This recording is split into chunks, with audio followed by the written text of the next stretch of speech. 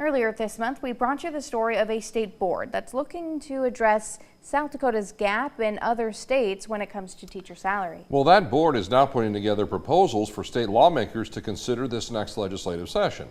Cooper Seamer in studio with an update here at 6. Hello, Coop. Yeah, Brian and Andrea, the Teacher Compensation Review Board met for a second time this week, going over the shortcomings in teacher compensation in the state and addressing what needs to be changed.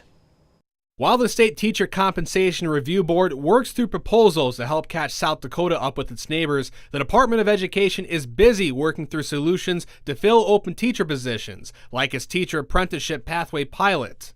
And that will should bring then, if all were to get through, approximately 90 new teachers into the field who probably wouldn't have been there in any other case. At this week's meeting, members went back and forth about where they want the state to compare with its neighbors. I think we're setting our sights way too low when we're just trying to be third from the bottom in our region. The biggest proposal from the second meeting of the review board, a change to the state's teacher compensation formula and model. Right now, for about every $100 that a school district receives, about $61 goes towards teachers' salaries. But with the rising costs of everything else, districts are having to take some of that money to pay for bills, insurance, and pay for other district staff as well. Truly everything that you can think of, natural gas has been a big increase for us over the years.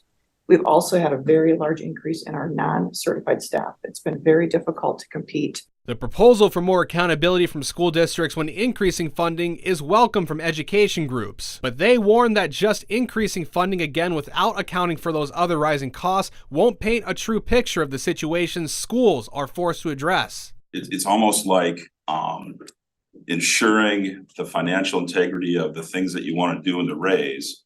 That becomes the vehicle that helps that happen. You got to include that math in those considerations. We think that accountability is important if we want to make sure that moving teacher salaries and teacher compensation forward. So we do think that is a good recommendation. Now, the review board will meet again next month in its final meeting, adding in any other additional proposals or recommendations for its report. That report is then delivered to the governor's office and state legislature before a September 30th deadline.